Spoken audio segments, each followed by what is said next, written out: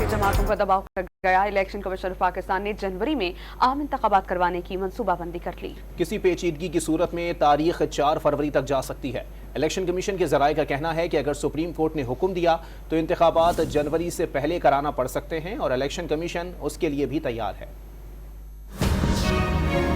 Election commission ने मुल्क में आम इंतखाबात जनवरी में कराने की तैयारियां शुरू कर दी। अंग्रेजी रोजनामा डेली डॉन ने आम इंतखाबात की तैयारियों से मुताल्लिक अहम खबर दे दी।